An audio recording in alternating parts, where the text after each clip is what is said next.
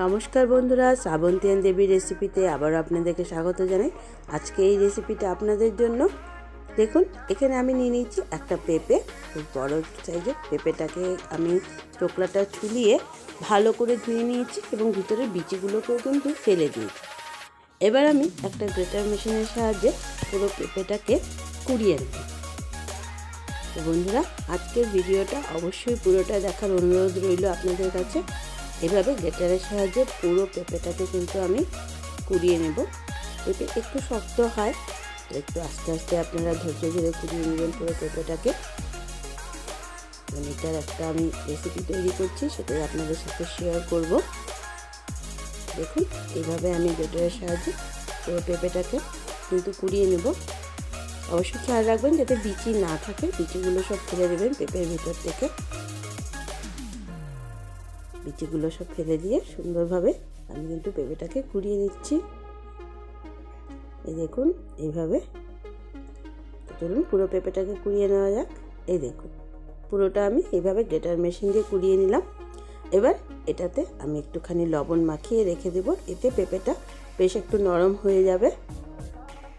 এইভাবে লবণ মাখিয়ে আমি 15 থেকে 20 মিনিট এটাকে ঢাকা দিয়ে রেখে দেব। ভালো করে লবণটা আমি মাখিয়ে নিলাম। দেখুন, 15-20 মিনিট পর পেঁপেটা কিন্তু লবণ মাখাতে বেশ নরম হয়ে গেছে এবং এই দেখুন এটা থেকে জলটাও ছেড়ে দিয়েছে। তা আমি জলটা চিপে চিপে পুরো পেঁপেটাকে আরেকটা অন্য পাত্রে নিয়ে নিচ্ছি। অবশ্যই ভালো করে জলটা চিপে নেবেন। এই দেখুন, পুরো জল চিপে নিয়ে নিয়েছি এবং এই জলটা আমি ফেলে দিই। এবার এর মধ্যে কিছু মশলা অ্যাড করে নেব এবং প্রথমে আমি দিয়ে দিচ্ছি এর মধ্যে হলুদ গুঁড়ো। দিয়ে দিলাম হলুদ গুঁড়ো। দিয়ে দিচ্ছি আমি এখানে 1/2 চামচ মতন জিরা গুঁড়ো। এবার দিয়ে দিচ্ছি কাঁচা লঙ্কা কুচি। দিয়ে দিচ্ছি ধনেপাতা কুচি।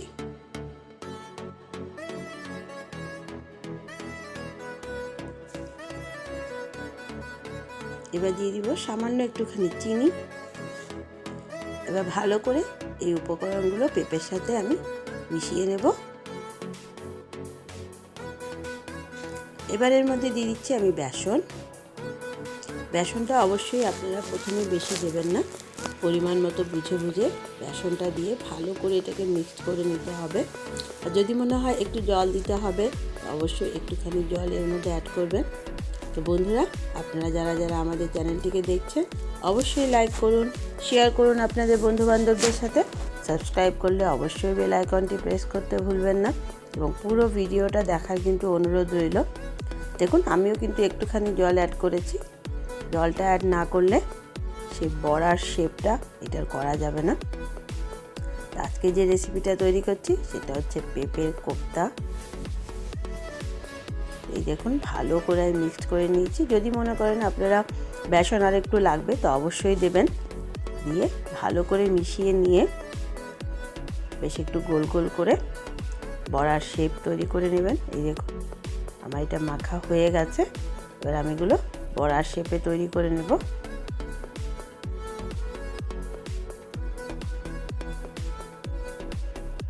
এইভাবে খুব সহজেই দেখবেন তৈরি হয়ে যাবে। আমি লবণ কিন্তু দিইনি, যেহেতু লবণ এর মধ্যে আগেই দেওয়া ছিল, তাই লবণ কিন্তু আমি এর মধ্যে এখন আর দিইনি। এবার এর মশলাটা তৈরি করে নিই। তার জন্য এখানে নিয়ে নিয়েছি আমি 2টো টমেটো কুচি। আর যা যা মশলা এই রেসিপিতে লাগবে সবগুলোই আমি এর সাথে পেস্ট করে নেব। দিয়ে দিলাম একটা আদার টুকরো। এবার দিয়ে দিচ্ছি হলুদ গুঁড়ো, 1 চামচ মতো হলুদ গুঁড়ো দিয়ে দিয়েছি। দিয়ে দিচ্ছি লঙ্কা গুঁড়ো, ঝাল অবশ্যই আপনারা আপনাদের পরিমাণ অনুযায়ী দেবেন। এবার দিয়ে দিচ্ছি 1/2 চামচ জিরে গুঁড়ো, 1/2 চামচ ধনিয়া গুঁড়ো, দিয়ে দিচ্ছি ধনেপাতা, সামান্য একটুখানি লবণ আর একটু জল দিয়ে আমি এটাকে একটা প্লেন পেস্ট তৈরি করে নেব। যা যা মশলা এই রেসিপিতে লাগবে আমি সবটাই এটার মধ্যে দিয়ে দিয়েছি একসাথে। এই দেখুন আমার পেস্ট একদম রেডি। তো চলুন রেসিপিটা শুরু করা যাক। প্রথমেই কড়াইটা বসিয়ে দিয়েছি এবং কড়াইয়ে বেশ অনেকটা তেল দিয়ে দিচ্ছি।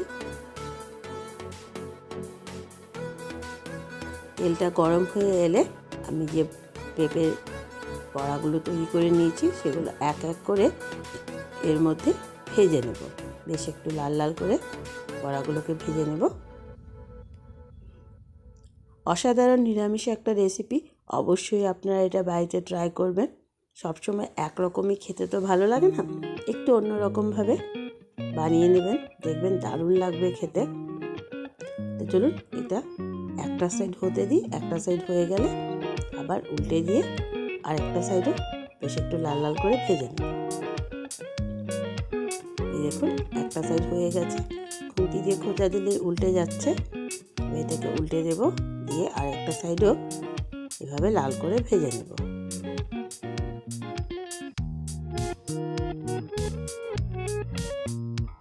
এভাবে আস্তে আস্তে উল্টে দিয়ে সবগুলো বড়াকেই কিন্তু ভেজে নিতে হবে।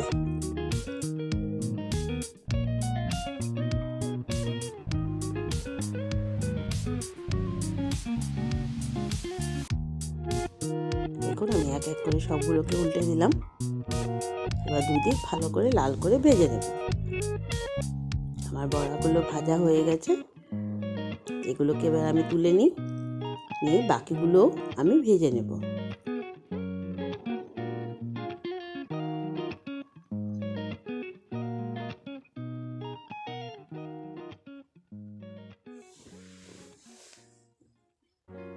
এই দেখুন এক এক করে আমি বাকি পেঁপের কোপ্তাগুলোকেও দিয়ে দিচ্ছি। চলুন এগুলোকেও বেশ লাল করে একটু ভেজে নিই।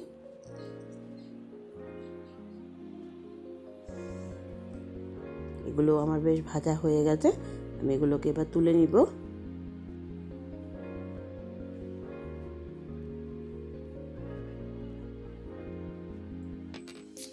এবার এই একই তেলে আমি একটা আলুকে বেশ একটু ডুমডুম করে কেটে নিয়েছি, সেটাকে ভেজে নেব।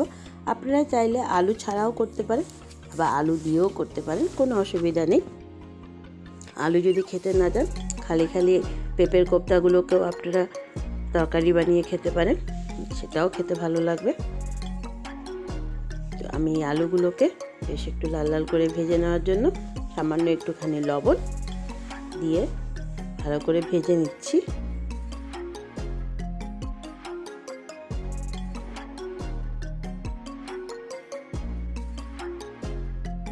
সামান্য একটুখানি হলুদ গুঁড়ো দিয়ে দিলাম, এতে কালারটা সুন্দর হবে।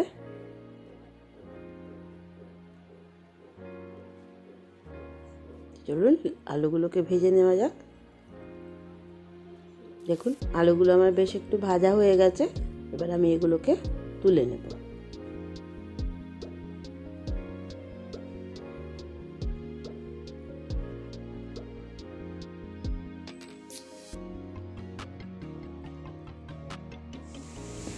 আলুগুলো আমার ভাজা হয়ে গেল, এবার আমি একই তেলে দিয়ে দিচ্ছি এক চামচ ঘি।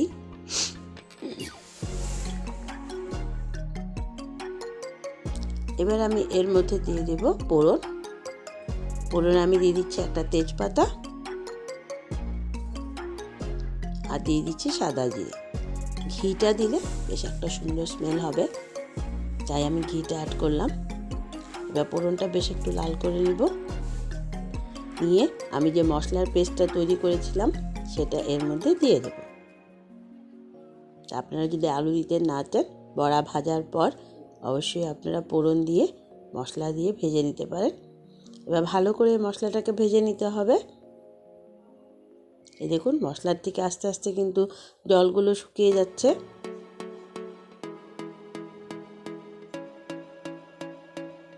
এবং এভাবেই মশলাটাকে কিন্তু ভালো করে ভেজে নিতে হবে।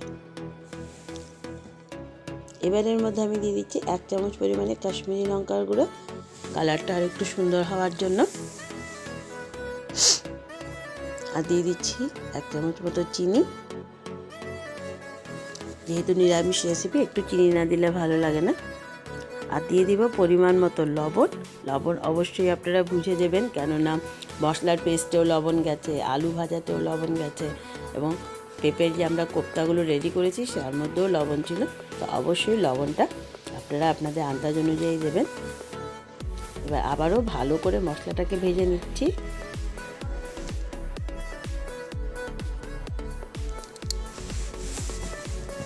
মশলাটা বেশ আমার ভাজা হয়ে আসছে। এবার আমি ভেজে রাখা আলুগুলো এর মধ্যে দিয়ে দেব,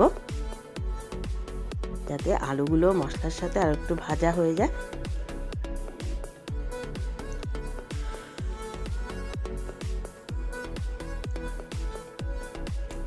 আলুগুলো আমি দিয়ে দিলাম। এবার আলুগুলোকেও মশলার সাথে খুব ভালো করে কিন্তু ভেজে নিতে হবে, এতে আলুর ভিতরে মশলার রসটা ঢুকবে।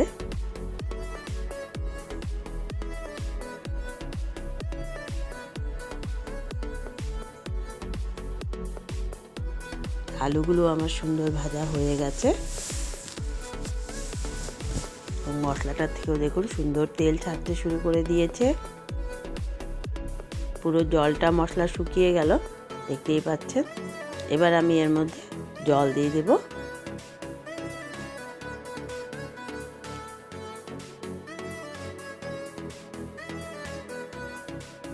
ভালো করে মিশিয়ে দিচ্ছি।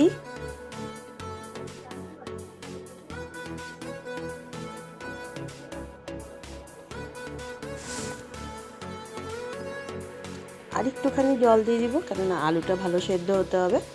এবার 3 থেকে 4 মিনিট ঢাকা দিয়ে ভালো করে এটাকে ফুটিয়ে নেব।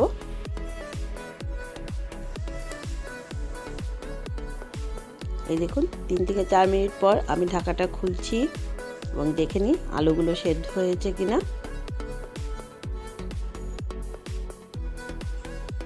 হ্যাঁ, আলুগুলো সুন্দর সেদ্ধ হয়ে গেছে। এবার আমি এর মধ্যে ভেজে রাখা বড়াগুলোকে দিয়ে দিচ্ছি। এক এক করে সব বড়াগুলো আমি এর মধ্যে দিয়ে দিলাম।